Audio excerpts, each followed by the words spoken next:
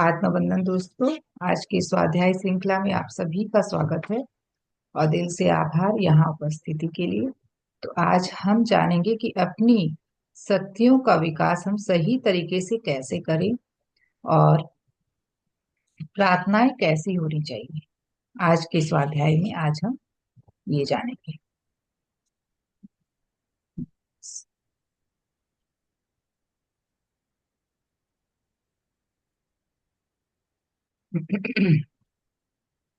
अपनी शक्ति का विकास सही तरीके से कैसे करें।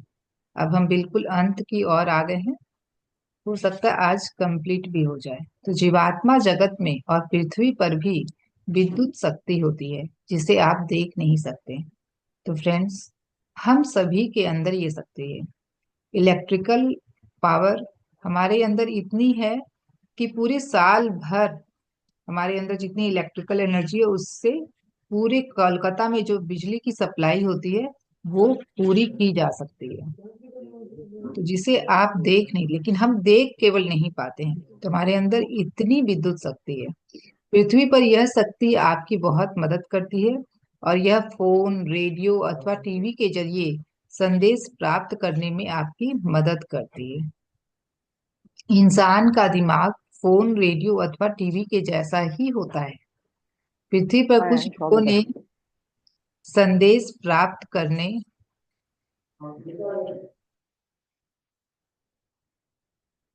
अ, कुछ लोगों ने संदेश प्राप्त करने की शक्ति विकसित की है, कुछ लोगों ने केवल संदेश भेजने की शक्ति विकसित की है। तो सभी के अंदर फ्रेंड्स कुछ ना कुछ वो गॉड, जिसे हम बोलते हैं कि ये गॉड गिफ्टेड है, तो वो शक्तियां हम लेकर भी आते हैं। वो जागृत अवस्था में होती है वो शक्तियां हमारी।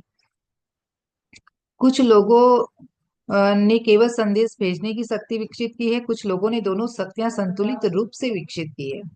जिनमें संदेश भेजने की शक्ति अधिक विकसित है वे हमारे जीवात्मिक संदेशों को नहीं प्राप्त कर सकते क्योंकि उनकी ग्रहण करने की शक्ति कम विकसित है। तो पृथ्वी पर ज्यादातर लोगों में मानसिक और अलौकिक शक्तियां होती हैं, लेकिन उसे विकसित करना उन्हीं के हाथों में होता है। और यह विचार करना बहुत महत्वपूर्ण है कि उन्हें विकसित कैसे किया जाए। ये शक्तियां तो हैं हमारे पास, लेकिन इसे हमें विकसित करना होता है। जब हम शक्तियों के बारे में जानेंगे और उसे कैसे विकसित करना है वो जानेंगे, तभी तो हम विकसित कर पाएंगे। तो एक ही शक्ति को अच्छे या दुष्ट दोनों ही तरीकों से प्रयोग किया जा सकता है। तो देखिए, चॉइस पॉइंट तो हमारे पास है पूरी की पूरी, कि हम कोई भी शक्ति हमारे पास है तो हम उसे कैसे उपयोग में लेकर आए। उसको अच्छे तरीके से भी हम उपयोग कर सकते हैं, उसे गलत तरीके से भी हम उपयोग कर सकते हैं। जैसा कि हम अपने चारों ओर देखते भी हैं कि भाई किसी के पास अगर धन भी है तो वो धन का सदुपयोग भी कर सकता है, वो धन का दुरुपयोग भी कर सकता है। तो किसी के पास बहुत बल है तो उस बल का उपयोग वो किसी अच्छे कामों में भी लगा सकता है, किसी बुरे कामों में भी लगा सकता है। किसी के पास बहुत टैलेंट है, इंटेलिजेंसी है, तो वो उसको दोनों तरीके से यूज कर सकता है। चॉइस उसकी है। और जैसा कि हम लोग देख पा रहे हैं कि भाई ऐसा होता ही है कि कई लोग जब सही उसका उपयोग कर रहे हैं तो वो कितनी सफलता के शिखर पर पहुंच जा रहे हैं, और कुछ लोग उसका दुरुपयोग कर रहे हैं तो वो नीचे गिर जा रहे हैं। तो वही बातें हैं कि आप खुद को बर्बाद करें अथवा खुद को ऊंचा उठाकर खुश रहें, ये आपके हाथ में है सिर्फ और सिर्फ। तभी हम कहते हैं कि अपने जीवन की जिम्मेदारी हमें खुद लेनी है, क्योंकि हम हैं क्रिएटर अपने जीवन के, और कोई नहीं। हम बना रहे हैं अपना जीवन, कोई और का कोई रोल ही नहीं है हमारे जीवन में, हमारे जीवन को बनाने में।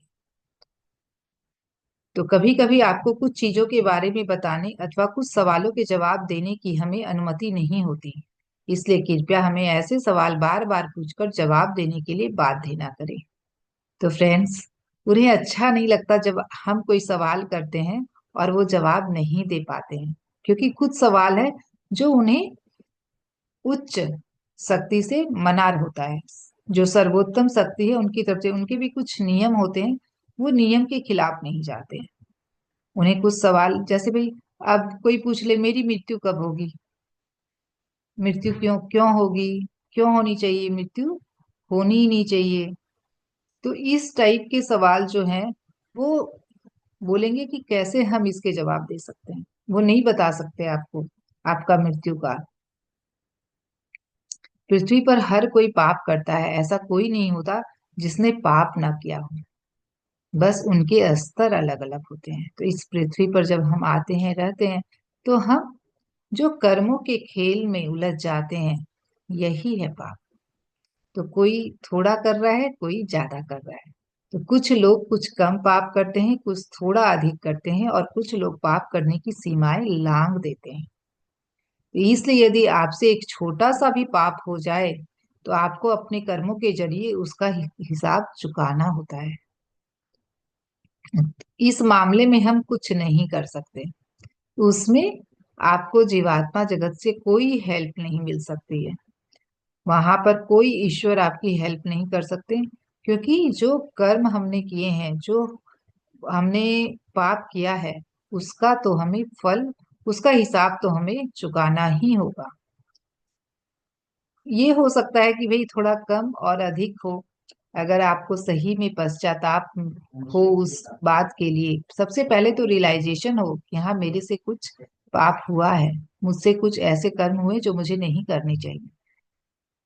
उसके बाद उस चीज की एक्सेप्टेंस, यही आना बहुत मुश्किल होता है किसी एक इंसान के लिए, कि अगर कोई गलती हो जाए तो उसकी एक्सेप्टेंस।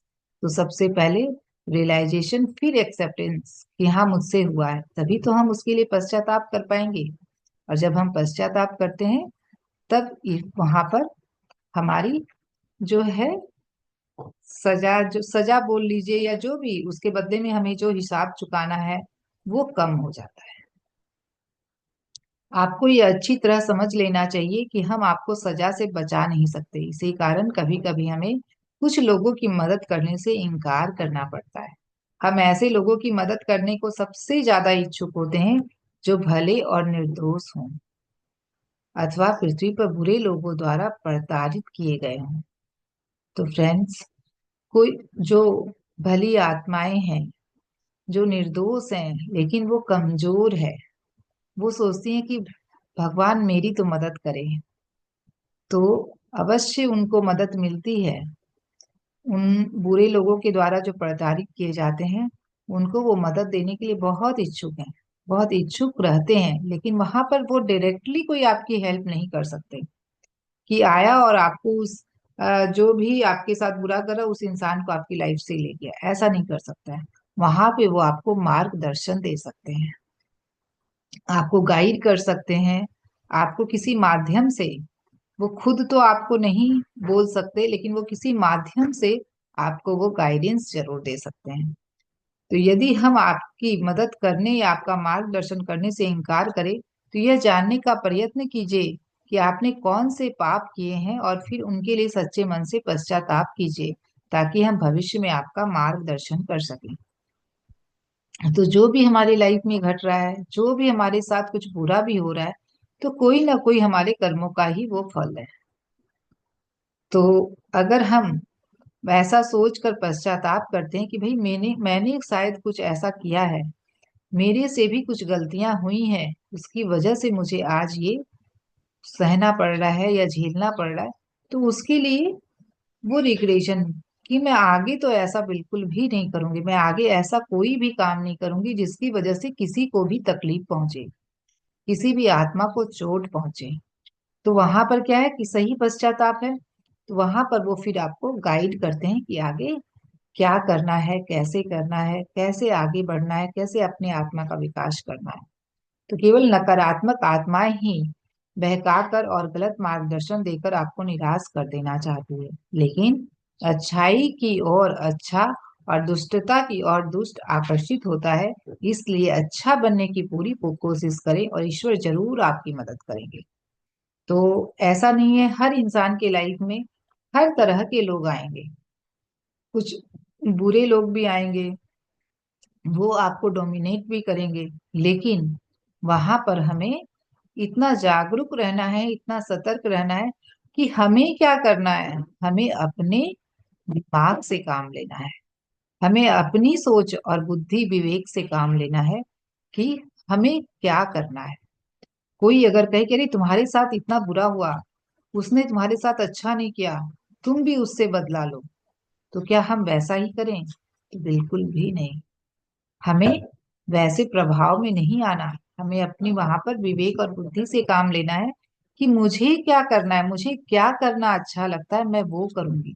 उसने जो किया, उसका जो व्यवहार था, उसके जो विचार थे, उसके जो कर्म थे, मुझे उसके अनुसार नहीं करना, मुझे अपने अनुसार करना है। उसकी जो समझ और बुद्धि थी उसके अनुसार उसने किया, लेकिन मेरी और समझ और बुद्धि मैं अपने हिसाब से करूंगी। प्रार्थनाएं हमेशा संक्षिप्त और सच्ची होनी चाहिए। तो आप पूरी तरह से एकाग्र होने चाहिए। देखिए, हम अगर प्रार्थना कर रहे हैं, भाई प्रार्थना याद हो गई है तो क्या हो रहा है, वो ऑटो पायलट मोड में चल रहा है कि बस बोले जा रहे हैं, लेकिन ध्यान कहाँ है, मन कहाँ है? मन में तो कुछ और ही चल रहा है। तो ऐसी नहीं होनी चाहिए। प्रार्थनाएं जब हम कर रहे हैं तो वहां पे पूरी एकाग्रता, प्रार्थना के एक एक शब्द को पूरे भाव के साथ। तो आपकी दुनिया में लंबी प्रार्थनाओं से आप कभी एकाग्र नहीं हो पाते। तो यहाँ पे हमें एक टिप्स मिल रही है कि प्रार्थनाएं जो भी हम करें वो शॉर्ट, थोड़ी शॉर्ट हो, मतलब छोटी हो। ज्यादा लंबी प्रार्थना हमें नहीं करनी है, क्योंकि लंबी प्रार्थनाएं जब हम करते हैं तो वहां पर खुद पे खुद वो उतनी देर मन एकाग्र रहना बहुत मुश्किल हो जाता है, और हमारा मन इधर उधर भटकेगा ही, और ना ही आपका उनमें पूरी तरह मन लगता है। बिना पूर्ण भक्ति, एकाग्रता और निष्ठा के जब आप किसी पुस्तक से प्रार्थनाओं को पढ़ते हैं तो यह बस एक उपन्यास पढ़ने जैसा ही होता है। तो फ्रेंड्स, हमें जो भी प्रार्थना करनी है, आप किसी पुस्तक को देखकर भी वो प्रार्थना कर रहे हैं तो पूरे एकाग्र और निष्ठा के साथ करना है। वहां पे पूर्ण भक्ति भाव हो, तब वो प्रार्थना आपकी सफल होगी, वो प्रार्थना आपके लिए काम करेगी। प्रार्थना में बहुत शक्ति है, और प्रार्थना से हम बहुत चीजों को ठीक कर सकते हैं अपने जीवन में। लेकिन वहां पे कैसी प्रार्थना होनी चाहिए ये हमें समझना बहुत जरूरी है, और उस अनुसार करना बहुत जरूरी है। तो प्रतिदिन एक ही स्थान पर प्रार्थना करने का प्रयास करें। अब ऐसा क्यों बोला जा रहा है कि भाई एक ही स्थान पर करें? क्योंकि इससे आप उस स्थान पर ऊर्जा के मजबूत और शुद्ध स्पंदनों का निर्माण करते हैं। तो अब इसे हम देखा जाए तो धर्म से देखें कि क्यों हमारे घर में इस मंदिर बनाने का प्रचलन, क्यों धर्मों में ये बताया गया, क्यों जोड़ा गया। तो इससे हम समझ सकते हैं कि एक ही स्थान पर जब हम प्रार्थना करते हैं तो उस स्थान की ऊर्जा और वहां के वाइब्रेशन बदल जाते हैं। तो आप जब भी किसी मंदिर में जाते हैं, या फिर अपने ही घर के मंदिर में जब आप खड़े होकर प्रार्थना करते हैं और घर के किसी और कोने में खड़े होकर करते हैं, तो उसमें आपको एक एनर्जी का, एक वाइब्रेशन का बहुत फर्क महसूस होगा। ऑब्वियसली सभी ने इसको महसूस किया होगा। तो इसीलिए ये हिंदू धर्म में, हिंदू ग्रंथों में ऐसा हमें बताया गया है कि हम घर में एक मंदिर जरूर बनाएं। वो जो हमारा पूजा स्थान, तो वहां क्या है कि वहां प्रार्थना करने का स्थान है। हम क्यों पूजा करते हैं? वहां पे हम प्रार्थना करते हैं। तो बस प्रार्थना कैसे करनी है वो टोटली हमारे ऊपर है कि हमें एकाग्रता के साथ, निष्ठा के साथ, पूरे पूर्ण भक्ति भाव के साथ करनी है। ऐसा नहीं कि पूजा करने बैठे, प्रार्थना करने बैठे और मन इधर और उधर भटकता है। तो ऐसी प्रार्थना हमारे कोई काम की नहीं है। बस एक केवल बुक पढ़ने के हिसाब से कि भाई बस पढ़ रहे हैं, ऐसा वो कुछ काम नहीं करेगी। क्योंकि हम उस एनर्जी फील्ड को, देखिए सब कुछ यहाँ पर एनर्जी है। तो जो ईश्वर भी तो एक एनर्जी है, तो उस एनर्जी तक हम कैसे उसको टैप कर पाएंगे? उस एनर्जी के स्तर पर जब तक हम नहीं उठेंगे तब तक हम उनके तक वो चीज पहुंचा ही नहीं सकते हैं। तो ये पूरा का पूरा एनर्जी साइंस है। तो हमारी एनर्जी अगर लो होगी तो हम उस हाई एनर्जी के साथ कैसे कम्युनिकेट कर पाएंगे, कैसे हम अपनी शब्द को पहुंचा पाएंगे? तो हमारी एनर्जी ही है जो वहां तक पहुंचती है, हमारे शब्द नहीं पहुंच रहे। लेकिन जैसे ही शब्दों के साथ हमारी निष्ठा, एकाग्रता और भक्ति भाव जुड़ जाता है, तब हमारी वाइब्रेशन बहुत हाई हो जाती है। फिर वो एनर्जी लेवल खुद पर खुद हाई होगा, तो वो वहां तक पहुंचेगा ही पहुंचेगा।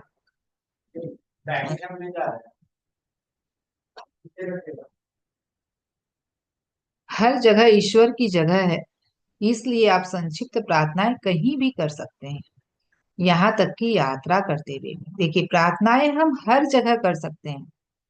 अगर एकाग्रता, निष्ठा हो और भक्ति भाव हो तो प्रार्थनाएं काम करेंगी।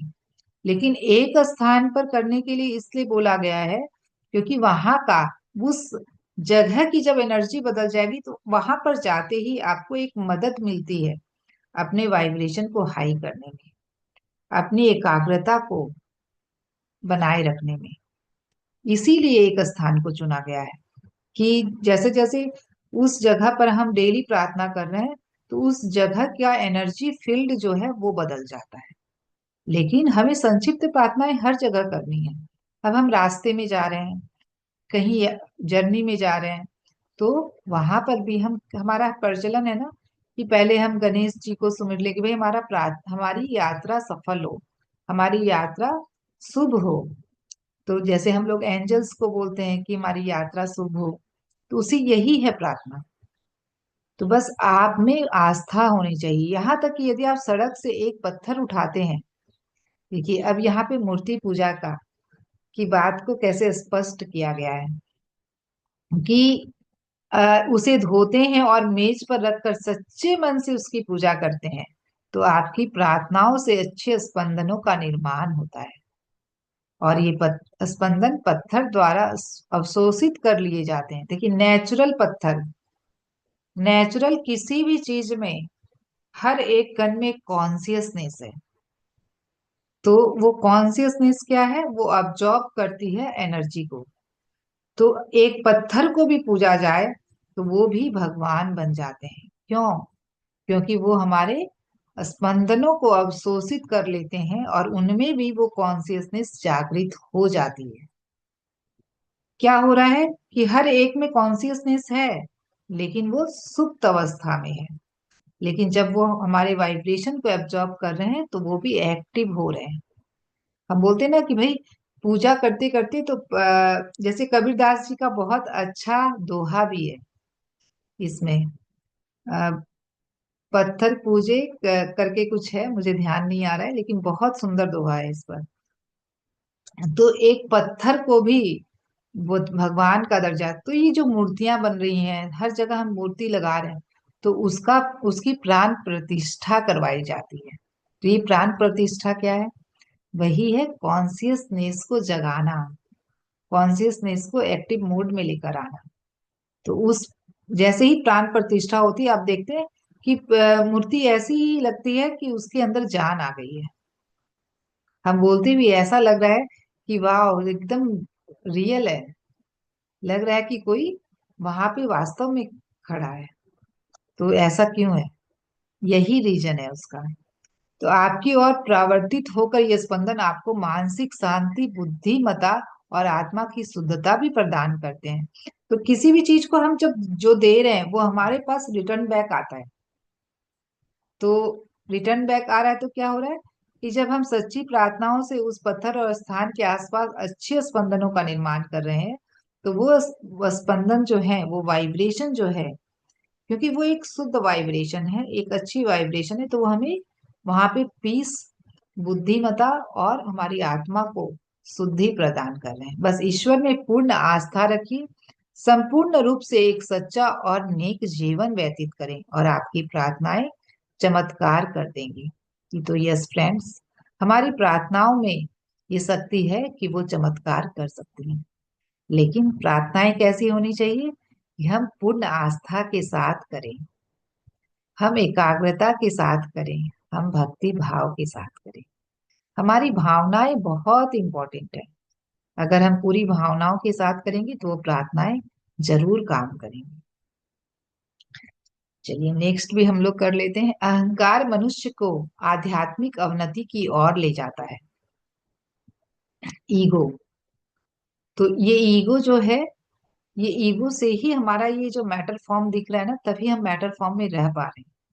लेकिन बहुत ज्यादा कोई भी चीज देखिए, जब थोड़ा है तो ठीक है, बस इतना ईगो हो कि हम इस शरीर में रह पाए, लेकिन इतना ज्यादा ना हो कि हमें आध्यात्मिक अवनति पर वो लेकर चले जाए, हम आध्यात्मिकता में नीचे की ओर गिर जाए। ऐसा नहीं होना चाहिए। हमेशा विनम्र रहिए।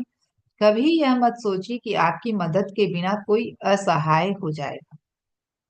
जो दया की भावना, जो हम किसी को दया दिखाते हैं ना, और ऐसा प्रतीत करते हैं कि भाई अगर मैं उसकी मदद नहीं करूंगी तो पता नहीं उसका क्या होगा, तो एक्चुअली यहाँ पर किसी को किसी की हेल्प की जरूरत है ही नहीं।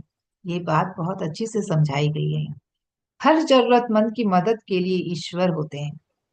आप तो बस एक मनुष्य हैं। यदि आप प्रसिद्ध हो जाते हैं और अपने अंदर अहंकार का प्रवेश होने देते हैं, तो एक दिन यही अहंकार आपके पतन का कारण बनेगा।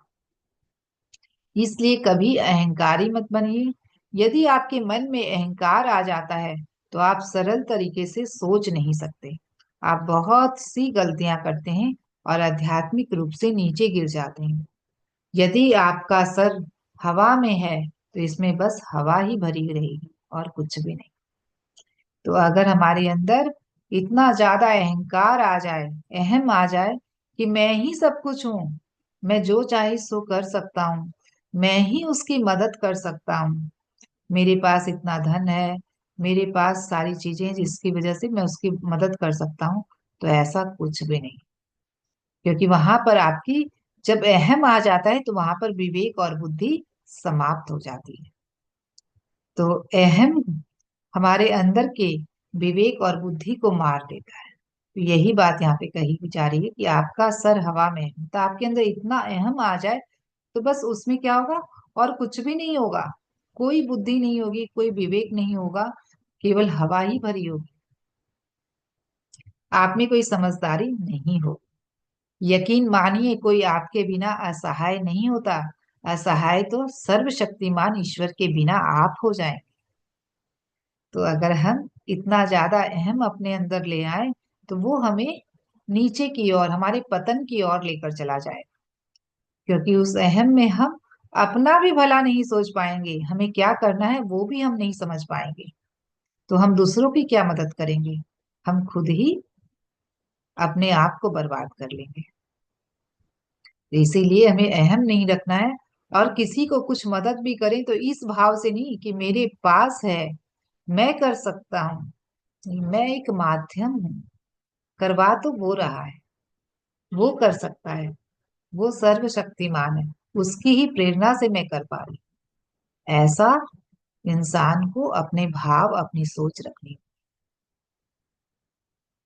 जो भी यह सोचता है कि उसके बिना कोई बेसहारा हो जाएगा, वह सबसे बड़ा मूर्ख है। यदि ईश्वर ने आपको गर्व करने लायक कुछ दिया है, तो विनम्र बनिए, अन्यथा आप जरूर पतन की ओर बढ़ेंगे। समय से पहले कुछ भी नहीं होता, इसलिए प्रतीक्षा कीजिए, बेफिक्र रहिए।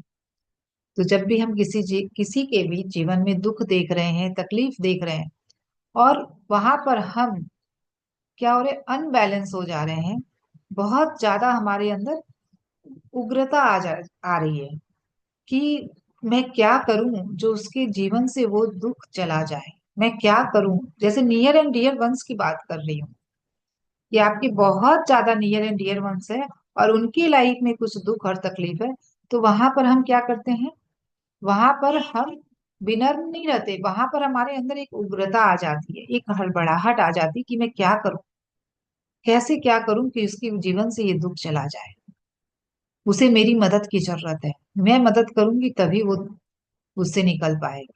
और हम कूद पड़ते हैं उसमें, उसके जीवन में इंटरफेरेंस करने के लिए। तो वहां पे ही हमें संभल कर रहना है, वहां पर हमें शांत रहना है, वहां पर हमें प्रतीक्षा करनी है कि सब कुछ का सही समय होता है, जब सही समय आएगा तभी वो चीजें होंगी। तो उसके दुख में अगर आप भी उतने ही तकलीफ में हैं, आप उतने ही दुखी हो रहे हैं, तो उसको आप कैसी एनर्जी दे रहे हैं। तो वहां पर अगर आप कुछ मदद के रूप में करना चाहते हैं, तो उस व्यक्ति को साहस दीजिए, उस व्यक्ति को सही मार्ग दिखा सकते हैं। ये नहीं कि हाँ, बस मैं आगे बढ़कर उसके बदले में सब कुछ कर दूं, मैं उसके बदले कुछ बोलूं, मैं उसके बदले लड़ूं, तब वो उसके जीवन से जाएगा दुख। तो ऐसा आप नहीं कर सकते हैं। उसके तनावग्रस्त ग्रस्त होने से कुछ भी अपने समय से पहले होने वाला नहीं। अगर वो व्यक्ति भी, अगर हम भी अगर तनाव में है, चिंता में है कि उसके जीवन में इतना दुख क्यों, तो क्या होगा? चिंता करने से क्या वो दुख कम हो जाएगा या चला जाएगा? बजाय ये चिंता करने के, अगर वहां पर एक अच्छी सोच रखी जाए कि ये जो कुछ भी हो रहा है मेरे कुछ लर्निंग के लिए है, मुझे कुछ सीखना है यहाँ पर, अगर मैं वो सीख लूंगी तो वो परिस्थितियां खुद पर खुद बदल जाएगी। अब आपके जीवन में कोई ऐसा इंसान है जो आपको बहुत डोमिनेट कर रहा है, बहुत, आप उसके सामने कमजोर पड़ जा रहे हैं, तो वहां पर क्या लर्निंग हो सकती है आपकी? आप खुद सोचिए। हमें और भी साहसी बनना है, हमारे अंदर और साहस डेवलप करने के लिए वो सिचुएशन हमारे लाइफ में आई है। और आप अपने पास्ट में जाकर देखें, बहुत सारी सिचुएशंस आपकी लाइफ में रही हैं, लेकिन क्या उस सिचुएशन से आपने कुछ सीखा नहीं है? क्या आपको वो सिचुएशंस हैंडल करना आपने नहीं सीखा कि कैसे उस सिचुएशन में हम और बेहतर तरीके से हैंडल कर पाए, और बेहतर तरीके से उस सिचुएशन को हम सॉल्व कर पाए? तो जो भी सिचुएशंस हमारी लाइफ में आती, जो हमें प्रॉब्लम, सो कॉल्ड प्रॉब्लम्स और कठिनाइयां लगती है, वो एक्चुअली है ही नहीं। वो हमें कुछ ना कुछ लर्निंग के लिए है। अगर वो हम सीख गए तो वो सिचुएशन उसके बाद नहीं आएगी। अगर अगेन एंड अगेन आ रही है तो वहां पर हमारा सीखना बाकी है। उल्टा ऐसा करने पर आपका नुकसान ही होता है। तो हम चिंता करेंगे तो क्या होगा? हम फिजिकली, इमोशनली, मेंटली हर स्तर पर अपने आप को नुकसान पहुंचा रहे हैं। इसलिए बेफिक्र रहिए और प्रार्थना कीजिए, और ईश्वर महान है। तो हमें ये पूरा पूर्ण विश्वास, फुल ट्रस्ट के साथ, कि वो सर्वशक्तिमान ईश्वर मेरे साथ कुछ गलत कर ही नहीं सकता है, वो तो सबकी मदद ही करता है। तो मेरी लाइफ में जो ये परिस्थितियां आई हैं, जो ये कठिनाइयां आई हैं, चाहे जो भी कितनी भी कठिन परिस्थिति है, वहां पर आपको ये साहस रखना होगा और पूर्ण विश्वास रखना होगा कि ये मेरे कुछ बेहतर के लिए है, कुछ बेस्ट के लिए है। पृथ्वी पर आपको बुरी और दुष्ट आत्माओं के साथ रहते हुए अपनी आत्मा को शुद्ध, सबल और सात्विक बनाए रखना पड़ता है। यह बहुत ही मुश्किल काम होता है। तो हमारे आसपास बहुत सारी बुरी आत्माएं होंगी, बहुत सारी दुष्ट आत्माएं होंगी, लेकिन उन आत्माओं के बीच में रहते हुए भी अपने आप को शुद्ध और सात्विक बनाए रखना कठिन है, लेकिन नामुमकिन नहीं। लेकिन ईश्वर भली आत्माओं के साथ ही रहते हैं। तो बोलते हैं ना कि अंत में सच की ही विजय होती है। तो वही बात है यहाँ, कि अगर आप सच की राह पर हैं तो आखिर जीत तो आपकी ही होगी। भले ही लगेगा ऐसा कि भाई बुरी आत्माएं तो ज्यादा सुखी हैं, उनको तो जो चाह रहे हैं वो सब कुछ उनके अनुसार हो रहा है, हमारे अनुसार तो हो नहीं रहा है।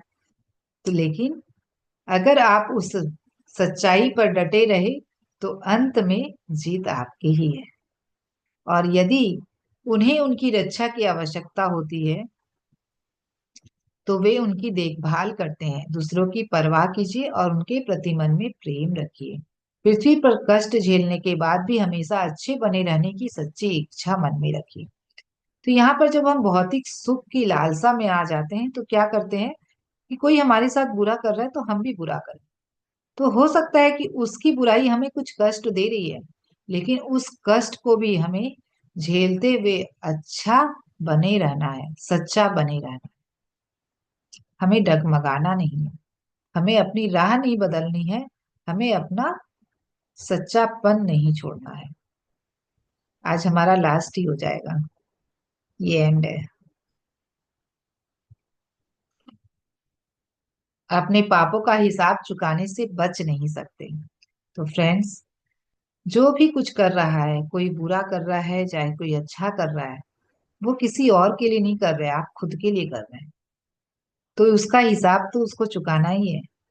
वो हिसाब वहां पर जो ईश्वर के, बोलते हैं ना, दरबार में कुछ भी छल नहीं हो सकता, कोई भी उसे नहीं ठग सकता। भले ही आप इस भौतिक जीवन में लोगों को ठग लें, छल लें, यहाँ पर हो सकता है कानून के हिसाब से उसको सजा ना मिले, लेकिन वहां तो उसे सजा मिलेगी ही मिलेगी। तो जैसा आप बोएंगे वैसा ही काटेंगे।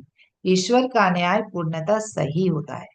संभव है कि यह तत्काल न हो, लेकिन अंततः आपको अपने पापों का हिसाब चुकता करना ही पड़ता है। तो हो सकता है कि कुछ दिनों तक आपको ऐसा देखने में लगे कि अरे भाई, जो बुरे हैं वही फल रहे हैं, फूल रहे हैं, वो तो बिल्कुल आराम से सुखी रह रहे हैं। लेकिन अंत में उनको हिसाब तो चुकता करना ही होता है। ईश्वर हमेशा भली आत्माओं को उनकी छोटी मोटी गलतियों का संकेत दिया करते हैं। देखिए, भली आत्माओं की ईश्वर कितनी मदद करते हैं। वो नहीं चाहते हैं कि वो गलती से भी कोई छोटी गलती भी करे, तो इसीलिए वो उनको छोटी गलतियों पर भी वो क्लू देते हैं कि नहीं, ये भी नहीं करना है तुम्हें, ये गलती भी नहीं करनी है, क्योंकि तुम्हें उच्च स्तर पर जाना है, तुम्हें उच्च लोक में जाना है। तो वह आपको बताते हैं कि आपसे कहाँ गलती हुई है, लेकिन धरती के लोग इसे समझते तक नहीं है। लेकिन क्या होता है ना कि यहाँ पर हम उस क्लू को पकड़ने के लिए तैयार ही नहीं रहते हैं। सृष्टि हमारे साथ ये खेल खेलती है कि भाई मैं क्लू दे रही हूँ, तो क्लू किस लिए? गाइडेंस के लिए, कि तुम वो गलतियां ना करो किसी बुरे के प्रभाव में आकर।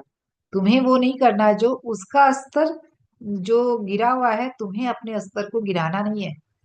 तुम्हें अपने स्तर को मेंटेन रखना है, बनाए रखना है, उसी पर चलना है, उसी पर टिके रहना है। लेकिन क्या होता है ना, हम मनुष्य उनको उस मार्गदर्शन को ले ही नहीं पाते हैं, उन संकेतों को समझ ही नहीं पाते हैं। तो उसकी वजह से क्या होता है, हम गलतियां कर ही देते हैं।